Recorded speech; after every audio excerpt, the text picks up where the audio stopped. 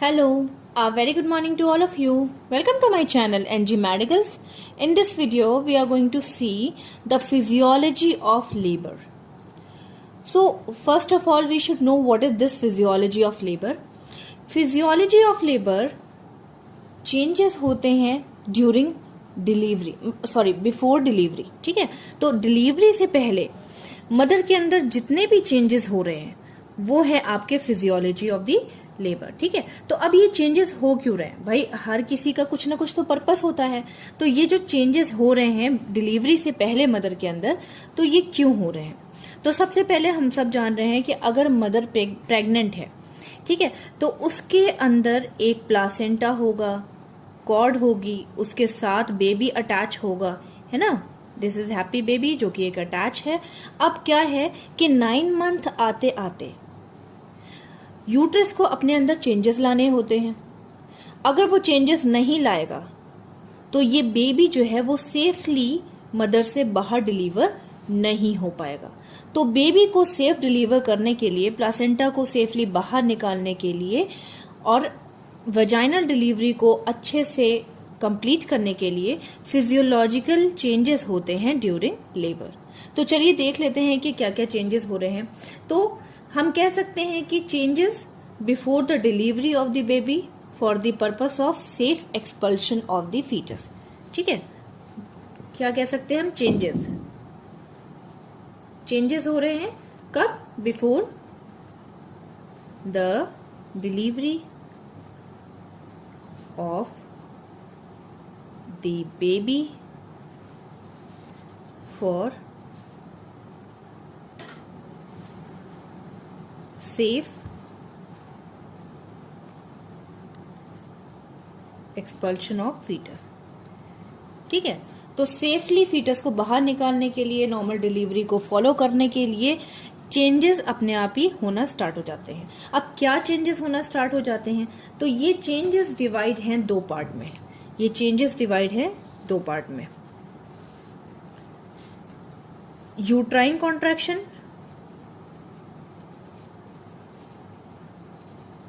और दूसरा है यूट्राइन रिट्रैक्शन.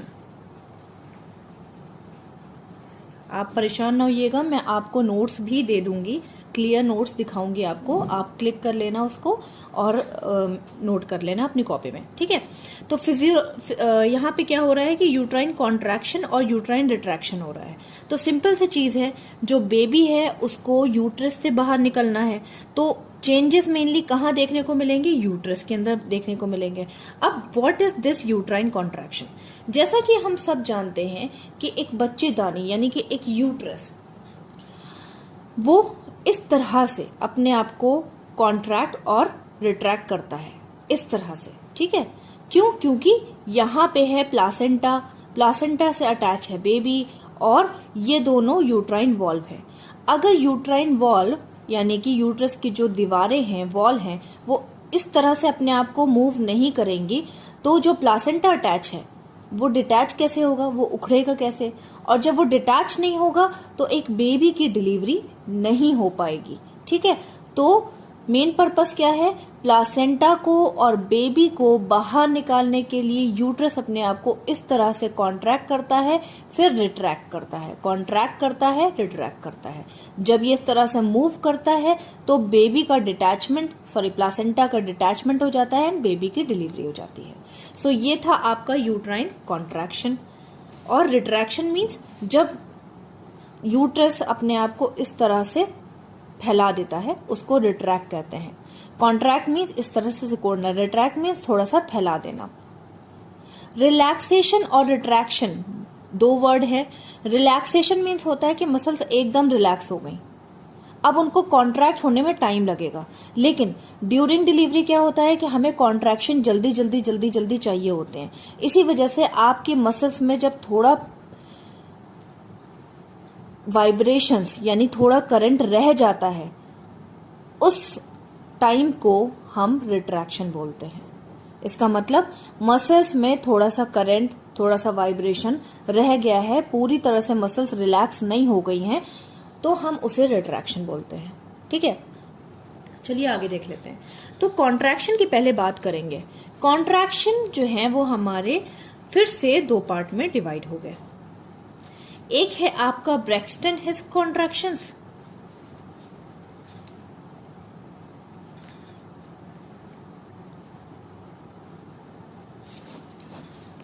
और एक है आपका main contraction. Braxton hitch contraction, ये आपने नाम तो सुना होगा। ब्रैक्सटन हिच कॉन्ट्रैक्शन पूरी प्रेगनेंसी में कंटिन्यूअस रहता है। इसका काम क्या है? इसका काम है मसल्स को थोड़ा थोड़ा सा तैयार रखना, लेकिन इसकी वजह से ना ही कोई पेन होता है मदर को, ना ही ये रेगुलर रहते हैं, ना ही इसकी वजह से सर्विक्स डायलेट होता है,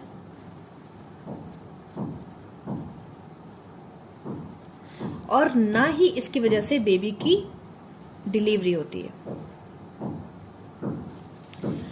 ऑल ओवर दी प्रेगनेंसी में, यानी कि पूरे टाइम प्रेगनेंसी में हल्के हल्के कॉन्ट्रैक्शन जब आते हैं, लेकिन उनका कोई पेन नहीं होता, वो रेगुलर नहीं होते, ना ही उनकी वजह से सर्विक्स जो कि बच्चेदानी का निचला भाग होता है, ये हो गया आपका यूट्रस, और इसी का जो निचला भाग है यूट्रस के नीचे वाली ओपनिंग, इसको हम बोलते हैं सर्विक्स। तो जब बेबी की डिलीवरी होने वाली होती है तो इस सर्विक्स को अपने आप को फैलाना पड़ता है, ओपन करना पड़ता है, उसी को हम सर्विक्स डायलेशन बोलते हैं। ठीक है, तो ब्रैक्सटन हिच कॉन्ट्रैक्शन की वजह से पेन नहीं होगा, ये रेगुलर नहीं आएंगे, ना ही ये सर्विक्स को फैला पाएंगे, और ना ही बेबी की डिलीवरी हो पाएगी। फिर जैसे जैसे फिजियोलॉजी ऑफ लेबर का टाइम आता है, वैसे ये ब्रैक्सटन हिच कॉन्ट्रैक्शंस अपने आप को मेन कॉन्ट्रैक्शन में बदल लेते हैं, चेंज कर लेते हैं। फिर क्या होगा? अब जब मेन कॉन्ट्रैक्शन में आ जाएगा ये प्रोसेस, ये मेन कॉन्ट्रैक्शन में चेंज हो जाएंगे, तो ये पेन किस में कन्वर्ट हो जाएगा? ट्रू लेबर पेन में।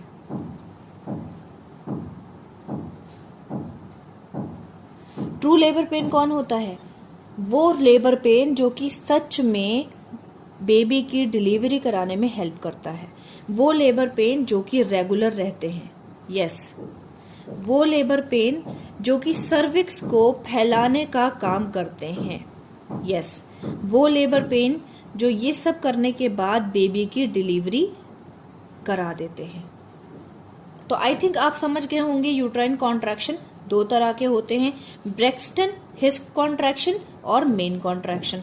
Braxton hitch contraction all over the pregnancy में आते हैं, इनकी वजह से ना ही मदर को पेन होता है, ना ही ये रेगुलर रहते हैं, ना ही सर्विक्स डायलेट होता है, और ना ही बेबी की डिलीवरी होती है।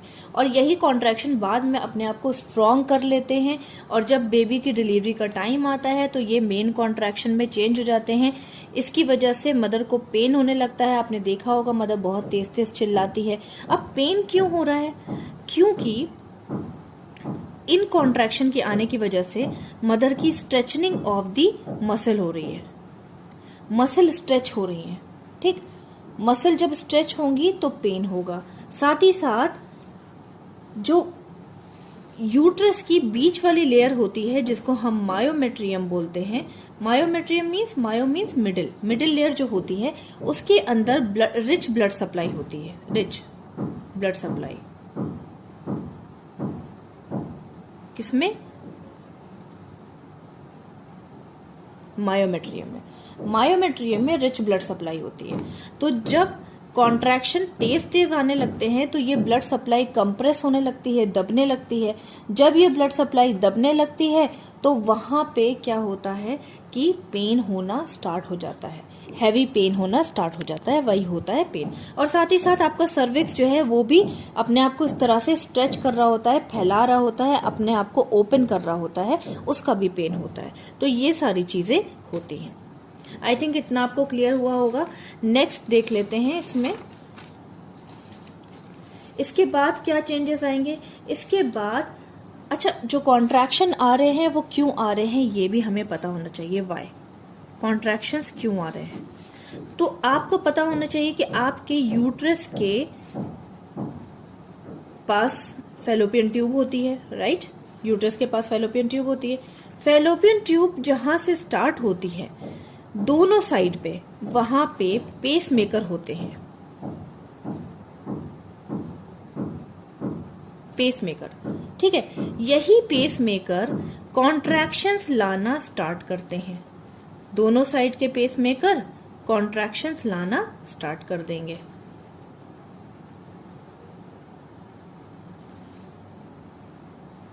अब कॉन्ट्रैक्शन लाना जब ये स्टार्ट करेंगे पेसमेकर्स, तो ये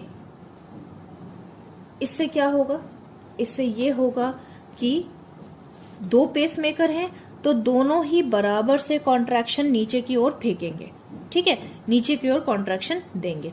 तो जब ऊपर पेसमेकर है तो यहाँ पे बहुत तेजी से कॉन्ट्रैक्शन होगा, है ना।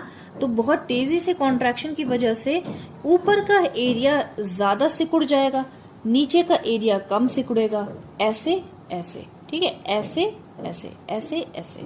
तो ऊपर का एरिया ज्यादा सिकुड़ेगा, तो ऊपर जब दबाव ऐसे पड़ेगा तो बेबी नीचे शिफ्ट होगा, है ना। किसी चीज को आपको बाहर निकालना है तो आप ऊपर से इस तरह से, जब मिल्क के पैकेट से मिल्क निकालते हो, नीचे से एक होल करते हो यानी कि सर्विक्स को ओपन करते हो, और ऊपर से मिल्क को इस तरह से प्रेशराइज करते हो मिल्क के पैकेट को, तो मिल्क नीचे बाहर आ जाता है। उसी तरह से जब बेबी को बाहर निकालना है तो ऊपर कॉन्ट्रैक्शन हैवी आएंगे, है ना, और नीचे कॉन्ट्रैक्शन थोड़े से कम आएंगे। जब ये ऊपर से इस तरह से कंप्रेस होगा तो अंदर की चीज नीचे शिफ्ट होगी। यही चीज आपके पेसमेकर कराते हैं। इस सिचुएशन को हम बोलते हैं सिंक्रोनाइजेशन।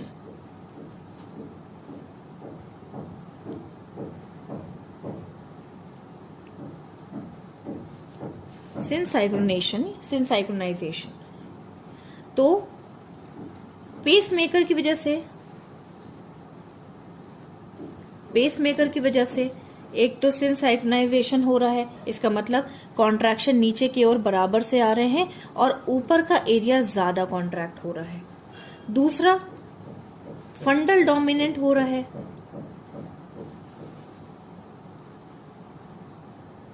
फंडल मतलब ये यूट्रस के ऊपर वाले एरिया को फंडस बोलते हैं, ठीक है। ये फंडस जो हो रहा है वो डोमिनेट कर रहा है, यानी कि ये ज्यादा ताकतवर हो रहा है। फंडल डोमिनेट हो रहा है तभी तो ये ज्यादा प्रेशर दे रहा है, ठीक है। फंडल डोमिनेट हो रहा है। इसके अलावा क्या हो रहा है, इंट्रा एमनियोटिक फ्लूइड इंक्रीज हो रहा है। Intra means inside, amniotic fluid क्या होता है, हम सब जानते हैं कि यूट्रस के अंदर प्लासेंटा से अटैच कॉर्ड से अटैच बेबी, और ये बेबी एक किसकी कवरिंग के अंदर होता है जिसको हम एमनियोटिक सैक बोलते हैं, और इस एमनियोटिक सैक के अंदर फ्लूइड होता है जिसको हम लोग एमनियोटिक फ्लूइड बोलते हैं। तो जब यहां से कॉन्ट्रैक्शन होगा, जब प्रेशर बढ़ेगा तो क्या होगा, यहाँ अंदर भी प्रेशर आएगा। जब अंदर प्रेशर आएगा तो आपकी एमनियोटिक सैक भी क्या होगी, कंप्रेस होगी, दबेगी, और इसके अंदर का प्रेशर क्या हो जाएगा, इंक्रीज हो जाएगा। कितना इंक्रीज हो जाएगा, it will be more than 20 mm of Hg। और जब रिट्रैक्शन होगा, कॉन्ट्रैक्शन का असर कम हो जाएगा, तो रिट्रैक्शन होगा यानी कि प्रेशर रिलीज हो जाएगा। प्रेशर जब रिलीज होगा तो प्रेशर अपने आप ही डिक्रीज हो जाएगा। कितना डिक्रीज होगा, less than 8 mm of Hg। I think आपको इतना क्लियर हुआ होगा। मैंने अभी तक आपको क्या बताया, मैंने अभी तक आपको सिंपली ये बताया कि फिजियोलॉजी ऑफ लेबर हम पढ़ रहे हैं। फिजियोलॉजी ऑफ लेबर का मतलब होता है कि लेबर पेन आने से पहले या बेबी की डिलीवरी होने से पहले क्या क्या चेंजेस आएंगे। तो किस चीज में चेंजेस आएंगे, जिस चीज में बेबी सिचुएटेड है। बेबी कहाँ पे है, यूट्रस के अंदर, तो यूट्रस के अंदर चेंजेस आएंगे। कौन से चेंजेस आएंगे, यूट्रस में कॉन्ट्रैक्शन और रिट्रैक्शन होना स्टार्ट हो जाएगा। कॉन्ट्रैक्शन क्या होता है? यूट्रस जब सिकुड़ता है उसको कॉन्ट्रैक्ट बोलते हैं, फिर जब वो थोड़ा सा खुलता है, ढीला पड़ता है, उसको रिट्रैक्शन बोलते हैं। कॉन्ट्रैक्शन मैंने आपको बताया 2 तरह के होते हैं, ब्रेक्सटन हिस्क कॉन्ट्रैक्शन और आपके मेन कॉन्ट्रैक्शन। ब्रेक्सटन हिस्क कॉन्ट्रैक्शन जो होते हैं वो पूरी प्रेगनेंसी में, overall through out the pregnancy आते रहते हैं, ठीक है। तो ये पेन नहीं करते हैं, रेगुलर नहीं आते हैं, थोड़ी देर आए रुक गए, फिर आ गए तो आ गए, फिर रुक गए, इस तरह से। फिर इनकी वजह से जो आपका सर्विक्स है, जो निचला भाग है यूट्रस का, ओपनिंग है, वो ओपनिंग खुलती नहीं है, ठीक है। इसके अलावा बेबी की डिलीवरी नहीं होती। जब ओपनिंग नहीं खुलेगी तो बेबी की डिलीवरी नहीं होगी। इसी का जस्ट अपोजिट मेन कॉन्ट्रैक्शन होते हैं। ये कब डेवलप होते हैं? ये डेवलप होते हैं जब बेबी की डिलीवरी का ऑनसेट आ जाता है, टाइमिंग आ जाती है बेबी की डिलीवरी की। तब यही पेन जो है वो शार्प पेन में कन्वर्ट हो जाते हैं और इनको हम ट्रू लेबर पेन बोलते हैं। साथ ही साथ ये कॉन्ट्रैक्शन अपने time period, fix time period के लिए आते हैं कि इतने मिनट आया, इतने सेकंड आया, इतने सेकंड आया, फिर 10 मिनट आया, फिर 20 मिनट आया। तो इनका जो है रेगुलेशन बनी रहती है, ठीक। सर्विक्स को डायलेट करने में, फैलाने में हेल्प करते हैं, क्योंकि पेन इसीलिए हो रहा है क्योंकि यहाँ पे सर्विक्स डायलेट हो रहा है और आपके मायोमेट्रियम की जो ब्लड सप्लाई है वो दब रही है। साथ ही साथ बेबी इससे डिलीवर हो जाता है। फिर हम लोग ने डिस्कस किया कि कॉन्ट्रैक्शन क्यों आ रहे हैं, भाई अचानक से कॉन्ट्रैक्शन क्यों आने लगेंगे। तो कॉन्ट्रैक्शन पेस मेकर की वजह से आएंगे, जो कि आपके यूट्रस के ऊपरी भाग में फैलोपियन ट्यूब की ओपनिंग के पास सिचुएटेड होते हैं। इसको हम ट्यूबल ऑस्टिया भी बोलते हैं। ट्यूबल, ये इस एरिया को हम लोग ट्यूबल ऑस्टिया भी बोलते हैं, ठीक है। सो इनका काम क्या है, पेस मेकर का काम क्या है कि ये सिंक्रोनाइजेशन करते हैं, यानी कि 2 पेस मेकर हैं, दोनों बराबर से कॉन्ट्रैक्शन नीचे की ओर भेजेंगे, ठीक है।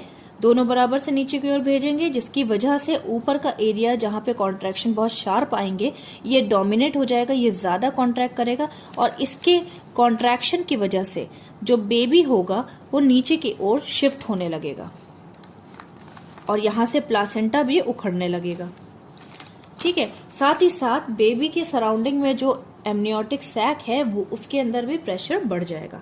जब कॉन्ट्रैक्शन आएंगे तो pressure more than 20 mm of Hg हो जाएगा और जब रिट्रैक्शन आएंगे तो pressure less than 8 mm of Hg हो जाएगा।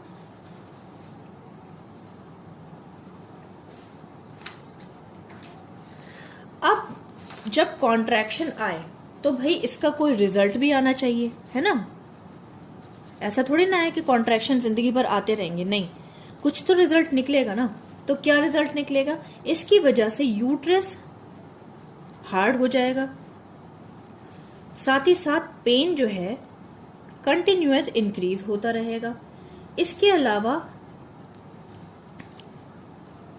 और भी सिम्टम आएंगे, जैसे टोनस। टोनस क्या होता है? टोनस होता है कॉन्ट्रैक्शन के टाइम पे जो यूट्रस के अंदर प्रेशर इंक्रीज होता है, उसको टोनस बोलते हैं, ठीक है। तो हम कह सकते हैं प्रेशर ड्यूरिंग यूट्राइन कॉन्ट्रैक्शंस, ठीक है। प्रेशर ड्यूरिंग यूट्राइन कॉन्ट्रैक्शन, कितना प्रेशर बनता है? 2 से 3 mm ऑफ Hg स्टार्टिंग में बनता है और जैसे जैसे कॉन्ट्रैक्शन बढ़ते चले जाते हैं, डिलीवरी का टाइम बढ़ता चला जाता है, वैसे वैसे ये प्रेशर इंक्रीज होकर के 8 से 10 mm ऑफ Hg में कन्वर्ट हो जाता है। प्रेशर तो बढ़ गया, ठीक है। अब आ जाते हैं नेक्स्ट, इंटेंसिटी।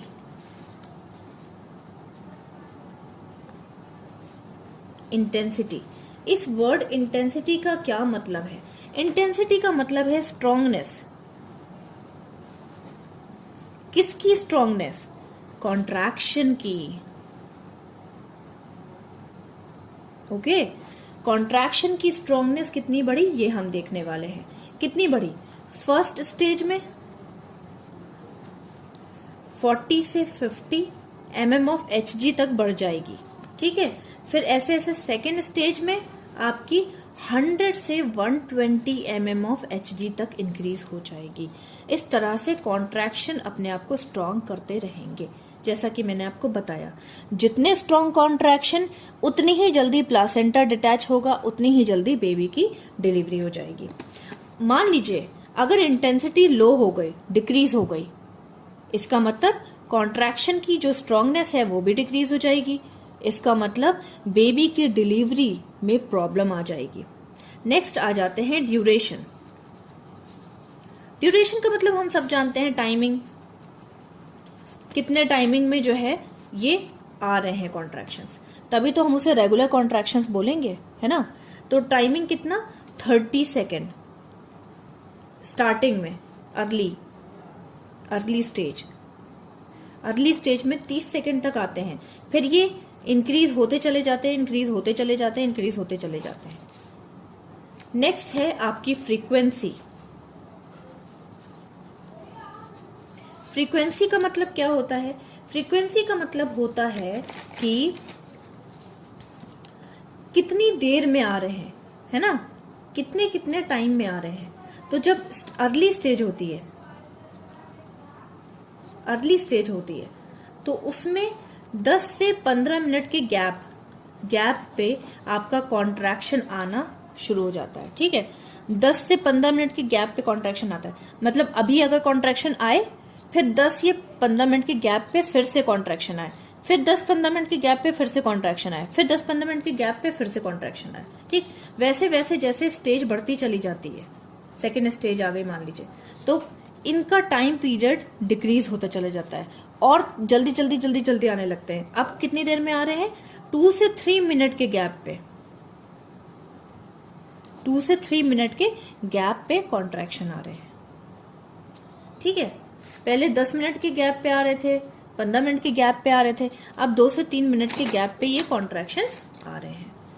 तो ये थे आपके physiological changes, physical changes during pregnancy. ठीक है, ये था आपका यूट्राइन कॉन्ट्रैक्शन, हमने डिस्कस कर लिया। अब हम लोग देखेंगे यूट्राइन रिट्रैक्शन। रिट्रैक्शन, जैसा कि मैंने आपको बोल दिया कि रिट्रैक्शन का मीनिंग होता है कि पूरी तरह से जो कॉन्ट्रैक्शन का करंट था वो खत्म नहीं हुआ है, अभी भी मसल्स के अंदर है। देखो चेंजेस दिखा देती हूँ। देखो ये हो गया रिलैक्स मसल, ये हो गई कॉन्ट्रैक्टेड मसल, और ये हो गई थोड़ी सी बड़ी रिट्रैक्टेड मसल। समझ गए? रिलैक्स मसल ढीली पड़ जाती है, कॉन्ट्रैक्टेड मसल सिकुड़ के छोटी हो जाती है, और रिट्रैक्टेड मसल में वाइब्रेशन स्टेबल रहता है। ठीक है, स्टेबल रहता है। अगर कॉन्ट्रैक्शन से रिलैक्सेशन में मसल्स चली गई तो कॉन्ट्रैक्शन जल्दी नहीं आ पाएंगे, वो अपना ड्यूरेशन कवर अप नहीं कर पाएंगे, और जब ड्यूरेशन कवर अप नहीं कर पाएंगे तो बेबी की डिलीवरी नहीं हो पाएगी, मदर पुश डाउन करते करते थक जाएगी और रिस्की हो जाएगी डिलीवरी होना। आई थिंक आपको इतना क्लियर हो गया होगा। अब रिट्रैक्शन की अगर हम बात करें तो रिट्रैक्शन को हम कह सकते हैं shortening of the muscles fibres of muscle fibres. Okay, इसकी फंक्शन क्या है भाई? रिट्रैक्शन आ क्यों रहे हैं? रिट्रैक्शन इसलिए आ रहे हैं जिससे कि फीटस को यानी बेबी को एक्सपेल आउट कर सके, प्लासेंटा को एक्सपेल आउट कर सके। ये सारी चीजें हम कर सकते हैं। अब मैं आपको एक डायग्राम के थ्रू बताऊंगी कि रिट्रैक्शन का मेन काम क्या है। ये डायग्राम आप देख लीजिए। इस डायग्राम से आपको थोड़ा बहुत क्लियर हो रहा होगा। ये है मदर का एब्डोमेन, ठीक है। ये है अंदर यूट्रस, ठीक। ये बेबी डिलीवरी होने के कगार पे है। और ये जो मसल्स हैं, ये जो मैंने कलर की है ब्लू से, ये रिट्रैक्टेड मसल है। ठीक, इसका मतलब यही हुआ कि जब बेबी की डिलीवरी हो रही होती है, बेबी नीचे की ओर भाग रहा होता है, शिफ्ट हो रहा होता है, बियर डाउन हो रहा होता है, उस टाइम पे कॉन्ट्रैक्शन और रिट्रैक्शन हो रहा होता है। तो कॉन्ट्रैक्ट हुई मसल इस तरह से, तो बेबी नीचे की ओर शिफ्ट हुआ, यहां से प्रेशर बना, भाई यहां से प्रेशर तो बनेगा, यहां दबाव पड़ेगा तो बेबी नीचे की ओर शिफ्ट होगा, और थोड़ा सा रिट्रैक्ट हो जाएगा, यानी कि मसल थोड़ी सी हल्की सी अपने आप को लूज करेगी। ठीक है, फिर से कॉन्ट्रैक्शन होगा, फिर से लूज करेगी हल्का सा, फिर से कॉन्ट्रैक्शन होगा, फिर से मसल हल्का सा लूज करेगी। ठीक है, तो इस तरह से बार बार ऐसे ऐसे ऐसे ऐसे करने पे ऊपर से पड़ेगा प्रेशर और बेबी नीचे शिफ्ट होगा, और इस तरह से बेबी की डिलीवरी हो जाएगी। एक कंडीशन ले लेते हैं, मान लो यहाँ पे रिट्रैक्शन ना हो तो मसल हो जाएगी रिलैक्स। अभी मसल इस तरह से कर्व है, और अगर मसल रिलैक्स हो गई तो ये इस तरह से रिलैक्स हो जाएगी, समझ लो।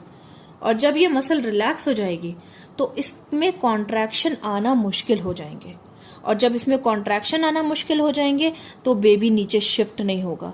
बेबी नीचे शिफ्ट नहीं होगा तो बेबी और प्लासेंटा की डिलीवरी नहीं हो पाएगी। ये है कॉन्ट्रैक्शन और रिट्रैक्शन का मेन फंक्शन। सो अब मुझे लग रहा है कि शायद आपको क्लियर हुआ होगा कि जब फिजियोलॉजिकल चेंजेस आते हैं तो उसमें मेनली यूट्रस के अंदर ही सारे चेंजेस आते हैं, और यूट्रस के अंदर कॉन्ट्रैक्शन और रिट्रैक्शन शुरू हो जाता है। तो अब आपको मैं प्रॉपर नोट्स दिखा देती हूँ कि आप नोट्स की फोटो क्लिक कर लीजिए, अच्छे से नोट्स बना लीजिए। यहाँ पे मैं स्टेबल कर रही हूँ, इसको क्लिक कर लीजिए आप।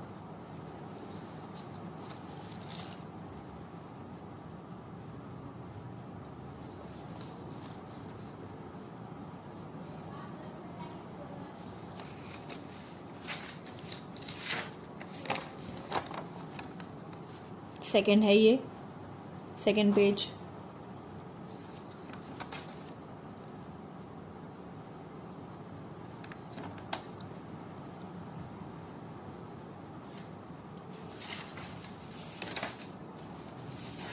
और अगर ये डायग्राम भी देखना है तो आप देख सकते हो।